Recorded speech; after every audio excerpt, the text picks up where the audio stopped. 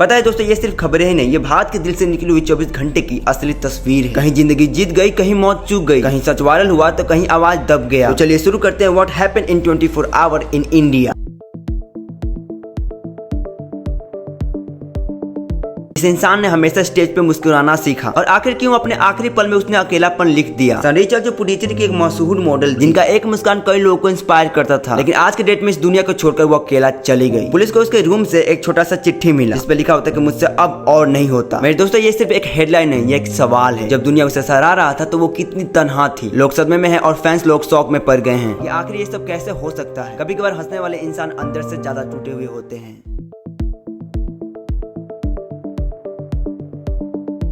अब हम बढ़ते अपने दूसरी रिपोर्ट की तरफ। एक डॉक्टर जिन्होंने कई जिंदगियों को बचाया, लेकिन वो खुद अपनी जिंदगी से हार गया। डॉक्टर ओमकार मुंबई में लगभग 32 साल से डॉक्टर का काम कर रहे थे। एक दिन अटल सेतु से जंप करके अचानक ये गायब हो गए। सीसीटीवी कैमरा में इनका फिंगर लास्ट बार देखा गया। वो देखे रेलिंग्स के पास, लेकिन अचानक वो वहां से गायब हो गए। सर्च ऑपरेशन जारी है, लेकिन अभी तक उनके बारे में कोई क्लू नहीं मिला। उनके परिवार और इनके आसपास के लोग भी ये जानकर हैरान है, आखिर ऐसा समझदार इंसान ये सब कैसे कर सकता है। घटना सुनकर लोगों के अंदर न जाने कितने सारे सवाल पैदा हो रहा है कि क्या वो स्ट्रेस में थे, कि क्या वो डिप्रेशन में थे, कि क्या उनके पास कोई पर्सनल प्रॉब्लम थी। एक पल में सब कुछ खत्म हो गया और एक सवाल छोड़ गया कि क्या हम अपने हीरोज के बारे में ऐसे खबरें सुनेंगे। अब हम बढ़ते अपने तीसरी रिपोर्ट की तरफ।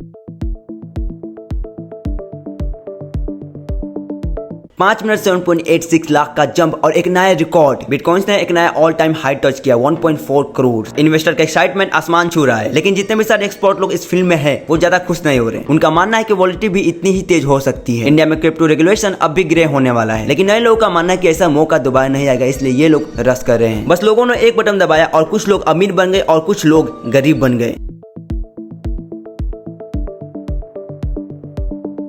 अब हम बढ़ते अपने चौथे रिपोर्ट की तरफ। महान टेस्ट के मैदान पर आर्गुमेंट की पिच और गर्म हो गई। इंडिया के बैटर शुभमन गिल ने ओपनली एम्पायर से बॉल कंडीशन पर डिबेट कर ली। मैच सिम और सिम के बीच में कंफ्यूज था। गिल ने बोला बॉल अनफेयर है। इंग्लैंड की टीम तो ये सब सुनकर काफी ज्यादा सरप्राइज थी और साथ ही साथ एम्पायर ने भी बोल दिया कि गेम को जारी रखो। एम्पायर ने कहा गेम इसी बॉल से होगा। और पता है, इस एक घटना ने लोगों के मन में एक नया डिबेट छेड़ दी कि क्या इतने सारे टेक्नोलॉजी के बाद फेयर प्ले हो रहा है। देखो, खेल के रूल्स तो सब सेम है, लेकिन क्वेश्चन नए नए क्यों आ रहे हैं। ये है ना सही क्वेश्चन।